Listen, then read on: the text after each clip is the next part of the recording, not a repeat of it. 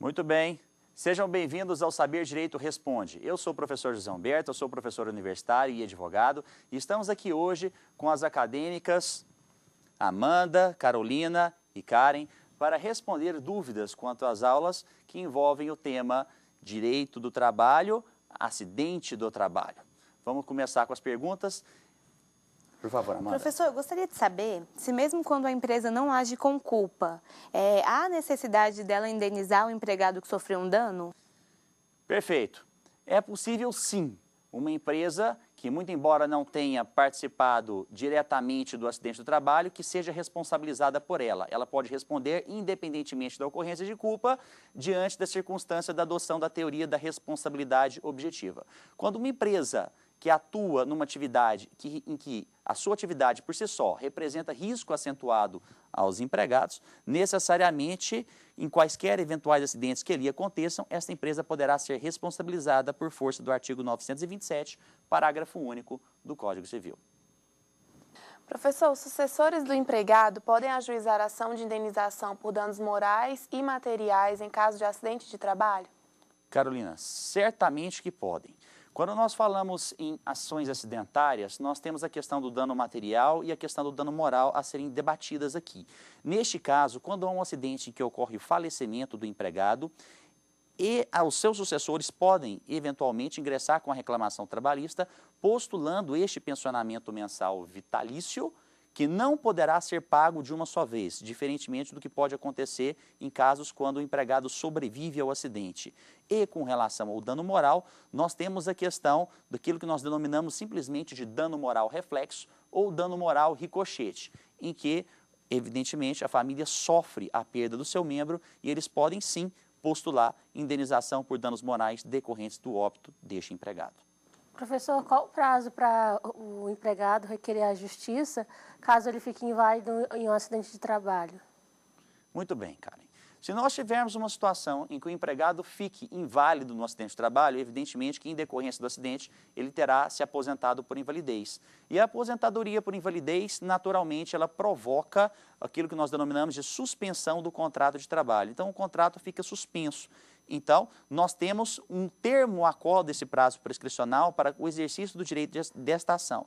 E o termo ACO seria exatamente a data do acidente. E da data do acidente, o empregado pode ajuizar a reclamação trabalhista pelo prazo de 5 anos, a não ser que ele se torne, eventualmente, absolutamente incapaz de exercer o seu direito de ação, como, por exemplo, no acidente do trabalho, onde o empregado fique, por exemplo, numa situação de coma. Se ele ficar numa situação de coma, somente no momento depois em que ele deixar essa condição, é que ele poderia e começaria a transcorrer esse prazo de 5 anos para ingresso perante a Justiça do Trabalho. Amanda.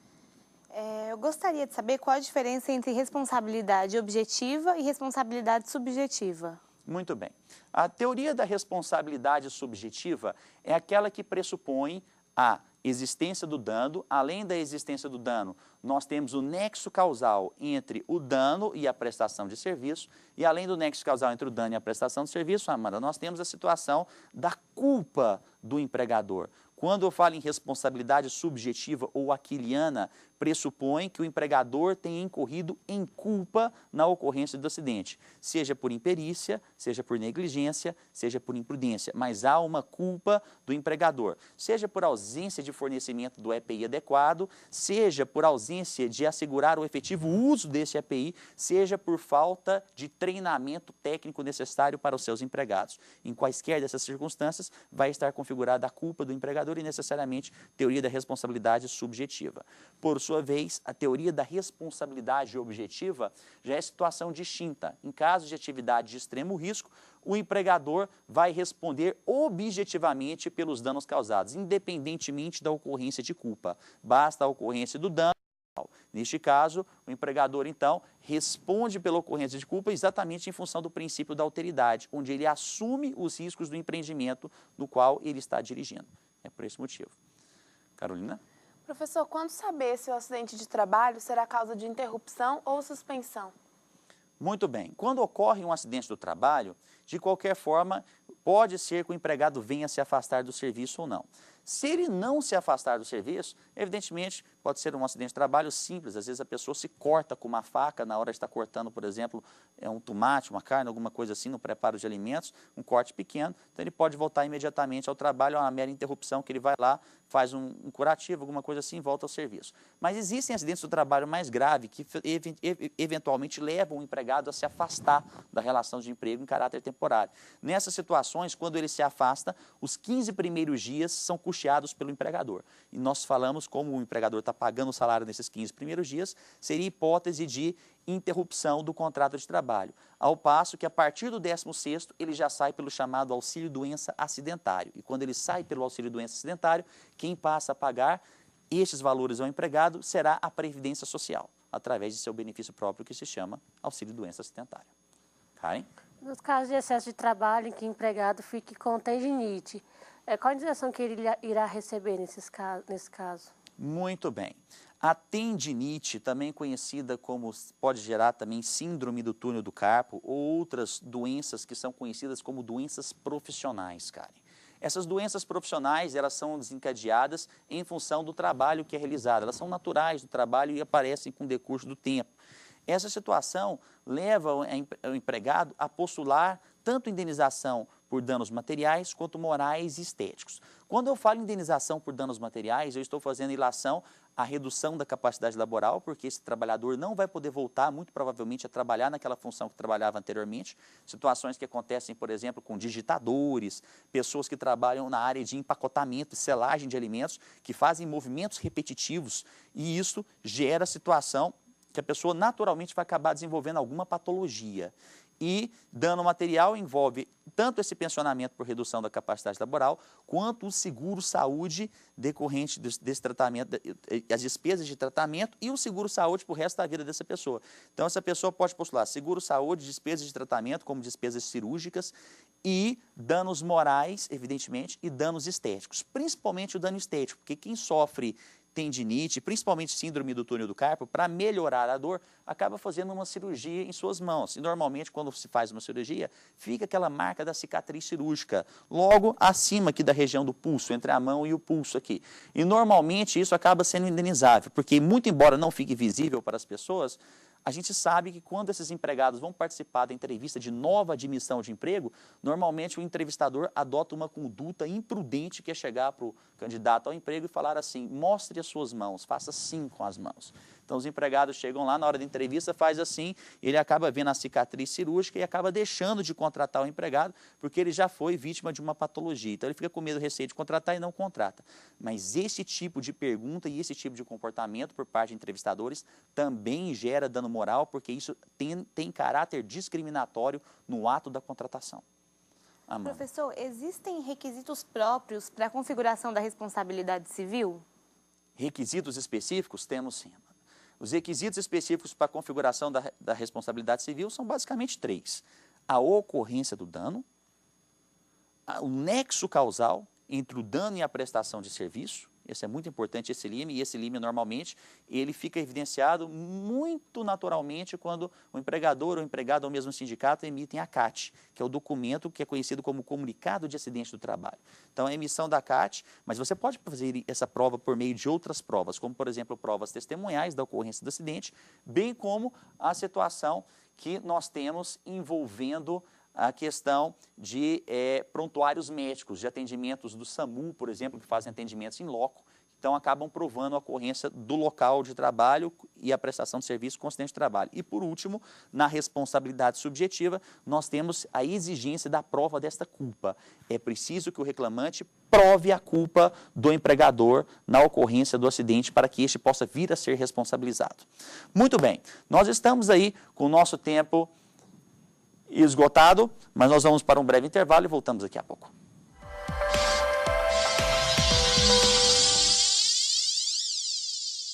Muito bem, estamos de volta aqui ao Saber Direito Responde. Eu sou o professor José Humberto Abrão Meirelles, professor universitário e advogado. Estamos aqui para responder às dúvidas dos acadêmicos referentes às aulas de Direito do Trabalho, cujo assunto foi acidente do trabalho. Bom, voltando aqui, Carolina, você tem outra dúvida para fazer? Professor, como ocorre a contagem dos dias de férias quando o empregado recebeu prestações de acidente de trabalho pela Previdência Social? Muito bem. Quando há percepção de um benefício da Previdência Social, este período normalmente ele é contado para fins de período aquisitivo das férias, porque o período aquisitivo é aquele período em que o empregado trabalha, ele adquire o direito às férias e depois o empregador tem 12 meses para conceder essas férias a ele. Quando este empregado sai para um benefício previdenciário, seja por motivos de acidente do trabalho, nesse caso, ele tem direito à manutenção deste período de contagem do período aquisitivo, desde que o tempo de benefício da Previdência seja inferior a 6 meses. Porque se superar 6 meses, então ele perde a contagem do período aquisitivo de férias. E aí, quando ele retornar, ele vai ter que trabalhar mais 12 meses para adquirir novo período aquisitivo, de modo que ele possa gozar as férias, então, nos 12 meses subsequentes. Ok? Olha a previsão do artigo 133 da CLT. Karen. E se o empregador não cumpre o que está decidido pela Justiça, o que acontecerá nesse caso?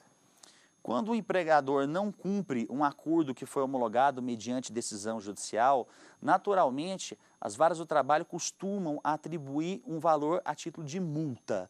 Normalmente, 50% do valor acordado ou 100% do valor acordado. Então, se eu faço um acordo numa eventual ação acidentária, eu tenho uma multa aí que gira em torno de 50% a 100%, e aí, naturalmente, o reclamante poderá promover a execução trabalhista, cobrando os valores acordados a título de indenizações por danos materiais, morais e estéticos, bem como a multa incidente sobre esse valor em caso de descumprimento.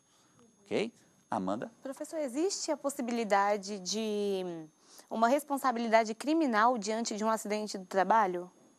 Com certeza existe, Amanda. Nós temos a possibilidade de responsabilidade criminal, muito embora esta responsabilidade criminal escape da competência da Justiça do Trabalho, porque nós sabemos que o Supremo Tribunal Federal já decidiu que matérias criminais não são competência da seara trabalhista de processar e julgar, mesmo quando envolvam crimes contra a organização do trabalho ou situações de acidente do trabalho em que possa envolver situações criminais. Mas, nesse caso, a previsão da lei do artigo 74 da Lei 9.099 de 95 prevê que quando há um acordo em juízo de reparação civil, este acordo em juízo de reparação civil inibe eventuais ações penais privadas e as ações penais públicas condicionadas à representação. Então, nessas hipóteses específicas, não seria possível falar em ação penal se houvesse um acordo homologado em juízo. Mas se for uma ação penal incondicionada, com certeza poderia ser, sim, possível pensar numa ação criminal, mas nesse caso a competência seria da Justiça Comum e não da Justiça do Trabalho. Carolina. Professor, de quem é a competência para processar e julgar o pedido de indenização por danos morais e materiais em razão de acidente de trabalho? Muito bem. Carolina, esta competência ela foi firmada com a Emenda Constitucional 45, que ampliou a competência da Justiça do Trabalho e inseriu o novo rol de competência material no artigo 114 da Constituição Federal. As ações de indenização por danos morais e materiais em decorrência do acidente de trabalho passam a ser da competência da Justiça do Trabalho. Inclusive, foi objeto de súmula vinculante, que é a súmula vinculante número 22, salvo não me engano, do Supremo Tribunal Federal. E nós tivemos a situação de que nós tínhamos ações tramitando perante a Justiça Comum quando veio a Emenda Constitucional 45. Essas ações que não haviam sido sentenciadas, sentença de mérito, eu digo, foram remetidas para a Justiça do Trabalho. Elas foram remetidas para a Justiça do Trabalho.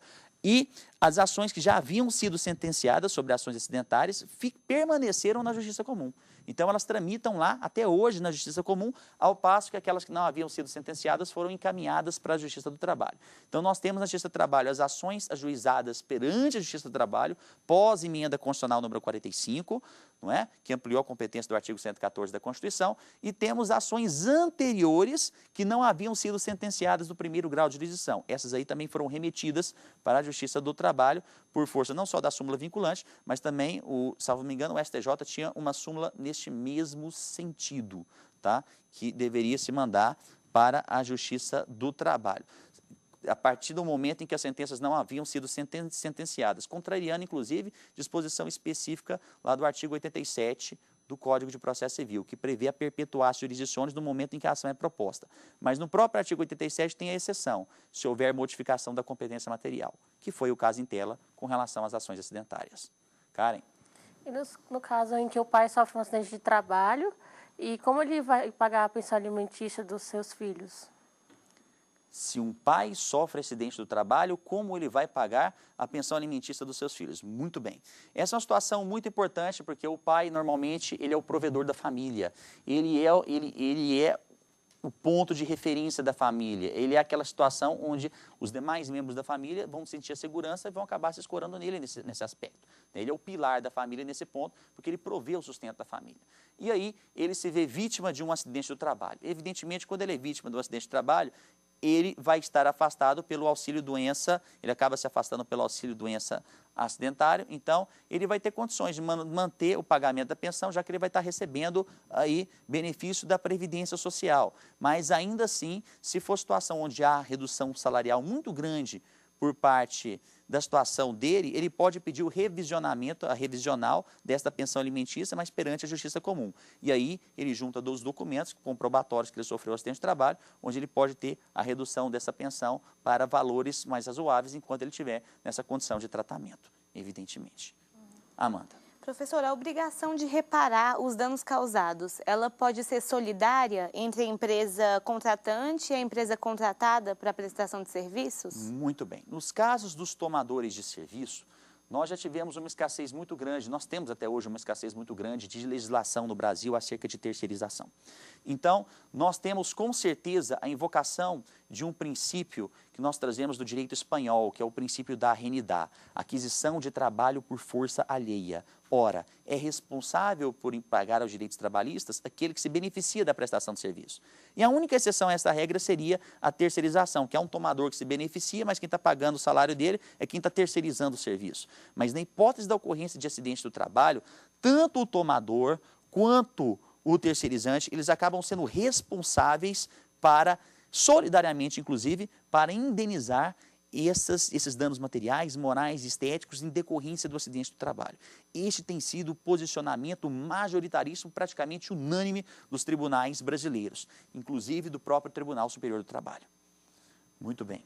Carolina. Professor, como ocorre a contagem do tempo de serviço em relação aos dias que o empregado estiver ausente, portando atestado de acidente de trabalho?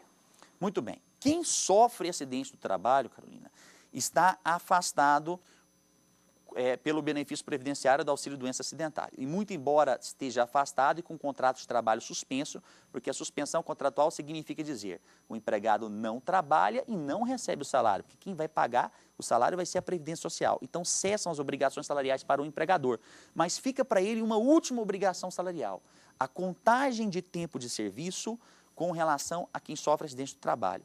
Quem sofre acidente do trabalho, por força do artigo 4º, parágrafo único da CLT, tem o tempo de serviço contado para fins contratuais e para fins de aposentadoria. Se tem contagem de tempo de serviço, o empregador fica com uma obrigação salarial. Qual é? Recolher os valores referentes ao fundo de garantia pelo tempo de serviço. Ora, se conta tempo de serviço, então tem que recolher FGTS, que é Fundo de Garantia por Tempo de Serviço, sobre o tempo que ele está trabalhando. Então, neste caso, muito embora o contrato de trabalho esteja suspenso, é uma suspensão atenuada, porque fica para o empregador o encargo de pagar aí, o recolher o FGTS desse empregado até o dia 7 de cada mês. Karen. E se a empregada doméstica ela sofre um acidente em decorrência de uma faxina, ela poderá receber algum benefício? Olha, se ela sofre um acidente em decorrência de uma faxina, com certeza ela vai ser aí beneficiária, muito provavelmente, de um auxílio-doença também acidentário, nesse caso, que ela sofreu um acidente, ela veio a cair ou alguma coisa do gênero. Nessa situação, ela tem direito à percepção desse auxílio-doença acidentário. O que ela não pode fazer é ingressar na Justiça do Trabalho e postular, ela pode até, né, ingressar na Justiça do Trabalho e postular indenização por danos materiais, morais, né, e até mesmo estéticos decorrentes do acidente de trabalho, né, mas muito provavelmente esse pleito seria julgado improcedente, e seria julgado improcedente porque o empregador não teve responsabilidade nenhuma na ocorrência desse infortúnio, porque não se trata de uma atividade de risco. Então, teria que se fazer prova da culpa do empregador nesses casos. Como, muito provavelmente, fazer uma faxina não vai incorrer em culpa do empregador, muito difícil você se desincumbir desse ônus de provar. Então, muito provavelmente, essa ação seria julgada improcedente. Ela teria direito aos benefícios previdenciários, mas não a indenizações decorrentes deste acidente do trabalho. Amanda. Professor, quando tem início o prazo prescricional para o ajuizamento de uma ação pelo acidente do trabalho? O início do prazo prescricional, Amanda, ele começa exatamente na data do infortúnio, na data do acidente. Acidentou, o empregado tem prazo de 5 anos para ingressar na Justiça do Trabalho e postular os seus direitos decorrentes de indenização por danos materiais, morais e estéticos decorrentes do acidente do trabalho. Agora, pode acontecer que no curso desse período o contrato se extingua. E se o contrato vier a ser extinto, neste caso, nós temos que observar também aquela prescrição bienal trabalhista da extinção do contrato de trabalho. Nós temos 2 anos aí para o exercício do direito de ação. De qualquer forma, você pode postular até 5 anos atrás e aí cair, envolver a data, inclusive, do acidente do trabalho. Então, mas via de regra é da data do acidente. Então, a gente começa a contar a partir desta data. Muito bem. Karen. Quais são os casos que as mulheres grávidas elas podem ficar afastadas do trabalho? Os casos em que as mulheres gestantes podem se afastar das relações de trabalho? Bom, no caso de gestantes, elas podem se afastar das relações de trabalho quando, por exemplo, elas tiverem que comparecer a exames médicos, quando elas tiverem, por exemplo, problema de saúde em decorrência da gravidez, às vezes tem algum problema de saúde, não pode comparecer, pega o atestado médico e apresentem, e ela não precisaria comparecer. Agora, é importante ressaltar, gravidez não é doença, gravidez é uma bênção. Então, quando normalmente uma mulher está na condição de gestante, ela tem que comparecer ao serviço, como se ela estivesse com a saúde plena, porque, na verdade, ela não tem problema de saúde, ela está grávida, que é uma situação natural. E, em decorrência disso, ela tem que comparecer, a não ser que ela tenha algum problema de saúde. Aí, nesse caso, quando ela apresenta os atestados médicos, ela vai ter o contrato de trabalho interrompido, que seria afastaria do serviço, mas continuaria percebendo o salário. Agora, se o afastamento for muito longo, por motivo de doença, aí ela vai ter o contrato de trabalho suspenso a partir do 16º dia, a Previdência Social vai se encarregar de pagar o auxílio-doença respectivo nessas hipóteses. Amanda. Professor, qual foi o objetivo do legislador ao inverter o ônus da prova nas ações de acidente do trabalho? Muito bem. O objetivo do legislador ao inverter o ônus da prova foi exatamente adotar a teoria da carga dinâmica ou da teoria da distribuição dinâmica do ônus da prova, muito presente no direito do trabalho. De todo modo, quando se inverte o ônus da prova, é claro que, neste caso, só foi invertido para as ações que envolvam atividades que impliquem em risco para o empregado. Neste caso, vigora a tese da responsabilidade objetiva, porque se a atividade desenvolvida pelo empregado não for atividade de risco, então a teoria é da responsabilidade subjetiva. Então, o objetivo foi aplicar a teoria da carga dinâmica e facilitar a questão de se estabelecer o conjunto probatório de modo geral. Então, nós temos um conjunto probatório e é claro que não é a primeira situação em que o direito estabelece essa situação de distribuição dinâmica. Nós temos outros casos, tanto no direito do trabalho, como na legislação civilista, como no caso de responsabilidade objetiva, nas situações de direitos do consumidor, danos ao meio ambiente e em outras hipóteses, como, por exemplo, inclusive do direito civil, do cachorro que agride uma vítima, do dono do cachorro, ele é objetivamente responsável, do vizinho que na hora de fazer uma reforma causa danos à estrutura da casa do outro vizinho, ele acaba sendo objetivamente responsável, porque são hipóteses que o Código Civil traz de responsabilidade objetiva, mas ainda representam exceção à regra e só podem ser aplicadas quando expressamente previstas em lei, como no caso dos acidentes que envolvem em atividades de risco, que seria a teoria da responsabilidade objetiva. Muito bem. Meninos, muito obrigado, nós estamos com o nosso tempo esgotado, mas para você, telespectador em casa, que tiver alguma dúvida, pode mandar as suas perguntas para o saberdireito@stf.jus.br. Muito obrigado a todos. Tem dúvida sobre o assunto? Mande um e-mail para nós, saberdireito@stf.jus.br. E você também pode estudar pela internet, www.tvjustiça.jus.br.